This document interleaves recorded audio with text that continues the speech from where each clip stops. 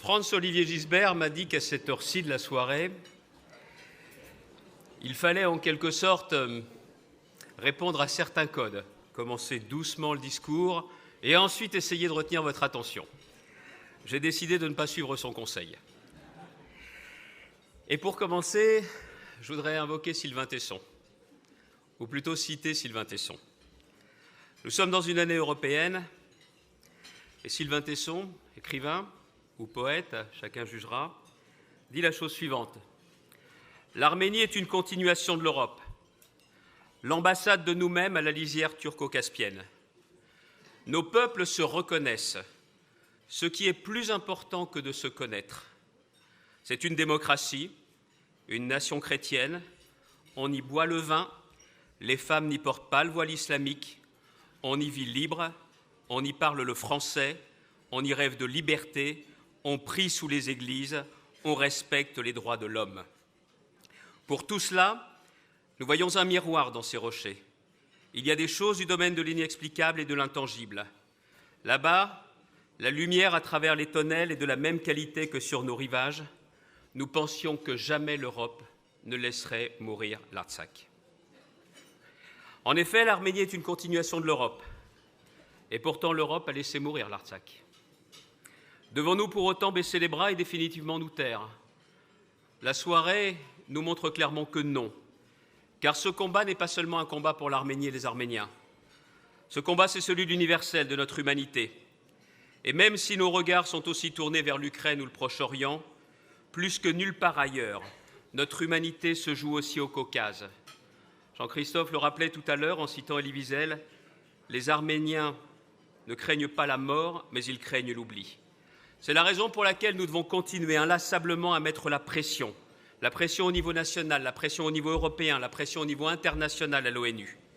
Et pour cela, nous pouvons aussi nous appuyer sur la résolution qui a été votée à la quasi-unanimité du Sénat le 17 janvier 2024, condamnant l'offensive militaire de l'Azerbaïdjan au Haut-Karabakh et demandant la garantie du droit au retour des populations arméniennes au Haut-Karabakh. Nous souhaitons aussi que l'UNESCO dépêche une délégation d'experts internationaux pour contrôler l'état de ce patrimoine multiséculaire, multimillénaire, qui appartient non seulement à la nation arménienne, mais à l'humanité tout entière.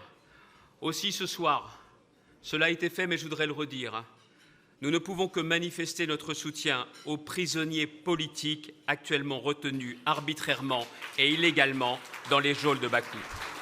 Avec une pensée tout particulière pour Ruben Vardanian, dont le fils nous fait ce soir l'honneur de sa présence, mais a eu surtout des mots qui résonnaient en chacun. Et ce n'était pas seulement les mots d'un fils pour son père, mais le mot pour tous ceux qui sont détenus arbitrairement. Merci, monsieur. C'est bel et bien un combat politique qui est mené à Paris, qui doit être aussi mené dans les instances européennes. Et à ce titre, je ne peux que regretter que le Parlement européen n'ait pas voté la semaine dernière l'amendement qui demandait la suspension de l'accord gazier entre l'Europe et l'Azerbaïdjan.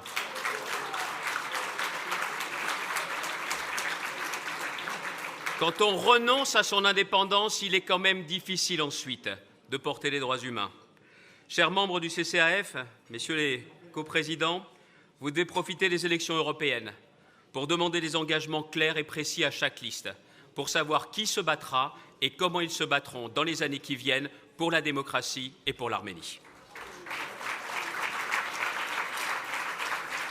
Ce combat n'est pas que politique, ce combat est aussi culturel, il est aussi humanitaire.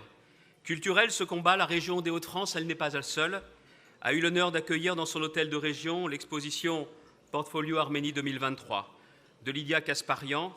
Et à ce titre, elle est derrière son appareil photo, et à ce titre, permettez-moi, madame, et pour nous tous, avoir une pensée toute particulière pour le photographe Roger Kasparian, votre père, qui nous a quittés il y a quelques semaines.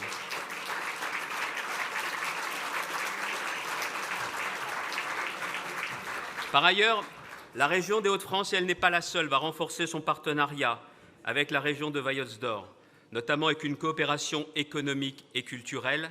Une chose est certaine, l'investissement des collectivités territoriales françaises, la région des Hauts-de-France, beaucoup d'autres régions françaises, beaucoup de villes, beaucoup de départements, Georges, beaucoup de communautés d'agglomération, c'est en quelque sorte un premier rempart. Un premier rempart face à la menace toujours existante et existentielle que fait peser le régime de Bakou sur l'Arménie avec la complicité de ses terribles alliés turcs.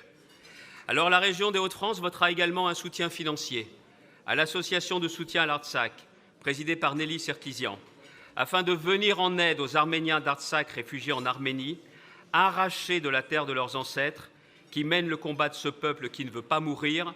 Et je le dis pour les membres du gouvernement qui sont toujours présents à ce moment de notre soirée, la France se doit également de soutenir le gouvernement en exil de l'Artsakh, car ce peuple ne veut pas mourir, il a besoin aussi de son gouvernement et de ce gouvernement.